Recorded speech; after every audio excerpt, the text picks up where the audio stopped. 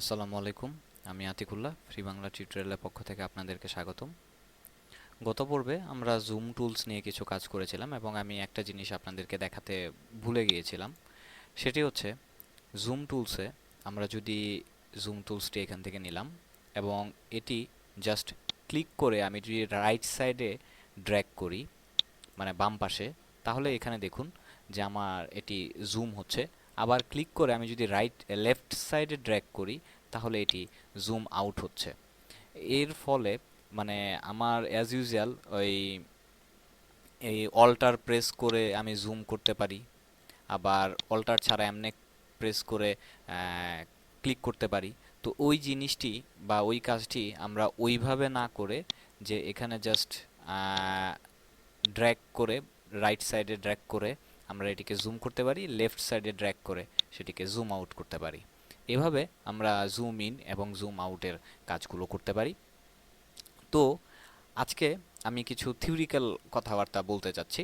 Theoretical কথাবার্তা বলতে আমি বোঝাচ্ছি যে আমরা বিভিন্ন ফরম্যাটে আমরা আমাদের ফটোশপ ফাইলগুলোকে সেভ করতে পারি।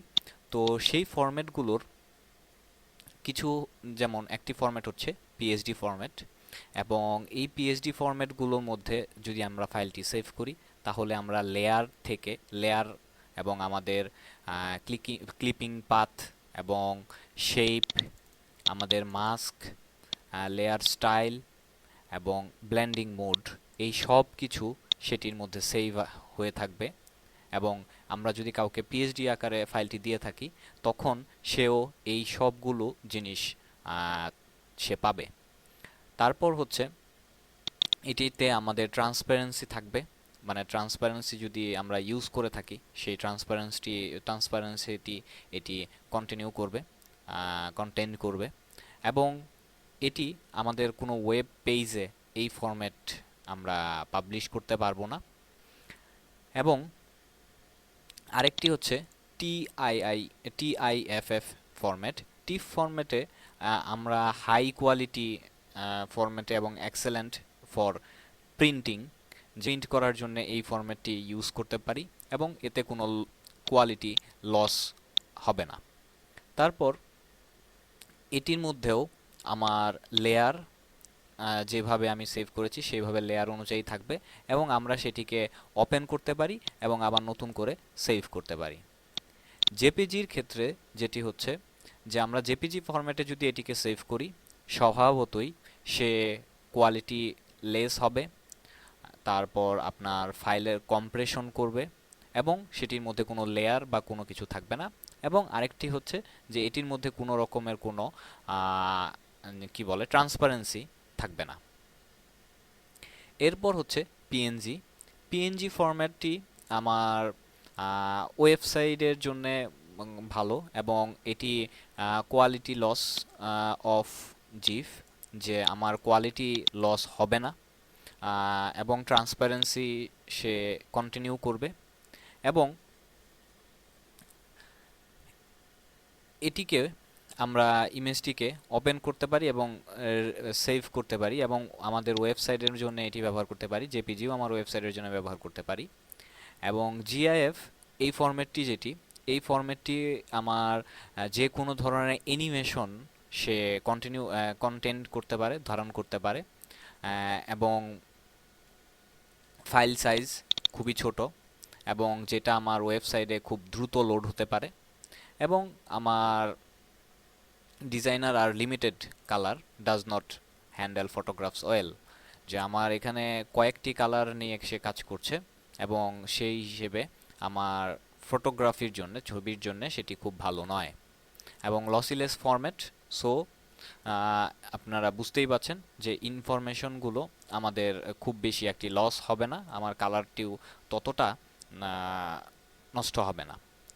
এছাড়া আরেকটি ফরম্যাট রয়েছে পিডিএফ ফরম্যাট। পিডিএফ ফরম্যাটের মাধ্যমে আমরা ফাইলটিকে তৈরি করতে পারি, এবং সেই পিডিএফ ফরম্যাটের যার ফলে আমাদের ফাইলটি ওপেন এবং প্রিন্ট করার জন্য আমরা পাসওয়ার্ড প্রোটেক্টেড করে দিতে পারি, যার ফলে সেটির মধ্যে একটি সিকিউরিটি থাকছে।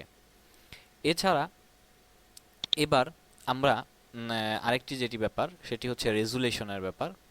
আমরা যদি ধরুন এই ইমেজটি এখানে ওপেন করা, তো এই ইমেজটির ক্ষেত্রে আমরা যদি ইমেজ এবং ইমেজ সাইজের মধ্যে যাই, তাহলে এখানে দেখুন আমার এই ইমেজটির সাইজ হচ্ছে 729 কিলোবাইট এবং এখানে আমার রেজুলেশন হয়েছে 72 এবং উইথ হাইট এটি পিক্সেল অনুযায়ী দেখাচ্ছে যে আমার এটি, এবং এটি হচ্ছে ডকুমেন্ট সাইজ। ডকুমেন্টের উইথ হচ্ছে 8 এবং হাইট হচ্ছে 6 এবং এটি ইঞ্চিতে করা। তো আমরা চাইলে এখান থেকে আমাদের ইঞ্চিগুলো চেঞ্জ করতে পারি। তো যাই হোক, তো আমি যদি এই রিস্যাম্পল ইমেজ এটিকে উঠিয়ে দেই, তাহলে দেখুন এখান থেকে পিক্সেলটিকে সে অফ করে দিয়েছে, যে পিক্সেলটি আমি চেঞ্জ করতে পারবো না। এবং পিক্সেলটি আমি যদি চেঞ্জ করতে না পেরে আমি যদি আমার এখানে রেজুলেশনটিকে 300 করে দেই, তাহলে এখানে দেখুন যে আমার উইথ এবং হাইট সেই রেজুলেশন অনুযায়ী চেঞ্জ হয়ে গেছে। আগে যেটি ছিল, যেমন আগে কি ছিল 8 এবং 6, এবার এরকম হয়ে গেছে। এবং এবার আমি যদি ওকে দেই, তাহলে দেখুন আমার এই ইমেজের মধ্যে তেমন কোনো কিছু চেঞ্জ হয় নাই, কিন্তু সেটি আমার রেজুলেশনের পার্থক্য আছে। এবং আমি কন্ট্রোল জেড এডিটে গিয়ে কন্ট্রোল জেড দিয়ে আমি আবার আনডো করে নিলাম। তো আবার যদি আমি ইমেজের মধ্যে যাই এবং এবার এই রিস্যাম্পল ইমেজের মধ্যে যদি যাই, এখানে দেখুন এখানে ফটোশপের কিছু অপশন রয়েছে, যে আপনি কিসের জন্য, যেমন রিডাকশনের জন্য আপনার এটি সিলেক্ট করতে পারেন, তারপর আপনার স্মুথ গ্রেডিয়েন্টের জন্য এটি, এবং বিভিন্নটির জন্য বিভিন্নটি তাদের কিছু এখানে বাই ডিফল্ট তৈরি করা আছে, যে সেই অনুযায়ী ফাইলটি রেজুলেশন এবং উইথ হাইট চেঞ্জ হবে। এবং এটিকে আমি আপাতত অটোমেটিক রাখলাম। এবং এখানে দেখুন আমি যদি এবার বলি যে আমার এটির রেজুলেশন 300, এবং সেই অনুযায়ী দেখুন আমার উইথ হাই এখানে পিক্সেলের উইথ হাইটটি, যে পার পিক্সেলে এতটি এত উইথ এবং এত এত হাইটে এত পিক্সেল থাকবে, ডটগুলো থাকবে, কারণ স্বভাবত এটি আমার ডট নিয়ে কাজ করছে, এটা আমরা জানি। তো সেই হিসেবে ওই রকমভাবে এটি চেঞ্জ হচ্ছে। এবং স্বভাবত যে আমার এই ফাইলটির সাইজ আগে হচ্ছে 729 কিলোবাইট, এবার আমার রেজুলেশন বাড়িয়ে দেওয়ার ফলে এবার দেখুন আমার এখানে এটি তো বেড়েছেই। যেমন এটা আমি কন্ট্রোল জেড করি, তাহলে আপনারা ভালো, যেমন আমার আগে কত ছিল আমি তো ভুলে গেলাম, 72-র ফলে এখানে দেখুন আমার ফাইলের সাইজ ছিল 729 কিলোবাইট। এটিকে যদি আমি, এবং 576 432 এবং উইথ 8 এবং 6, এবার আমি এটিকে 300 করলাম। এখানে দেখুন আমার উইথ পিক্সেলে পার উইথে কত পিক্সেল বেড়ে গেছে, এবং এখানে আমার যে আগে ছিল 729 কিলোবাইট, সেই অনুযায়ী আমার ফাইলের সাইজও এখানে এবার 12.4 মেগাবাইট হয়ে গেছে। তো সেই হিসেবে আমার ফাইলটিও এখানে চেঞ্জ হয়েছে। আমি যদি এটিকে কমিয়ে 5 দেই, এবার দেখুন 4 চলে এসছে, এবং সেই অনুযায়ী আমার উইথ হাইটটি দেওয়া হয়ে চেঞ্জ হয়ে গেছে।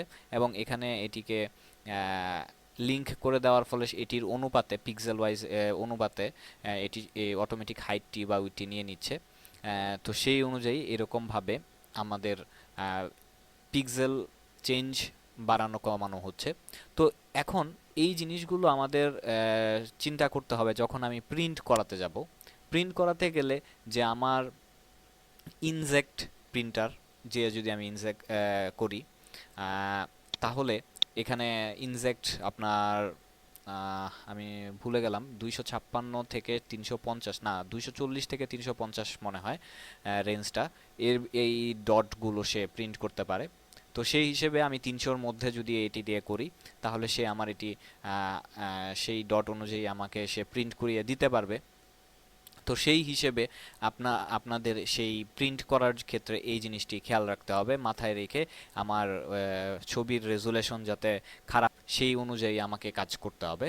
কিন্তু যখন আমি ওয়েভে কোনো কিছু করতে যাব, সেইটির ক্ষেত্রে আমার জাস্ট যেই সাইজ, পিকচারের যেই সাইজ, সেই পিকচারের সাইজ অনুযায়ী আমার ছবিটি যাতে না ফাটে সেই ব্যাপারে আমার খেয়াল রাখলেই সেটি চলতেছে।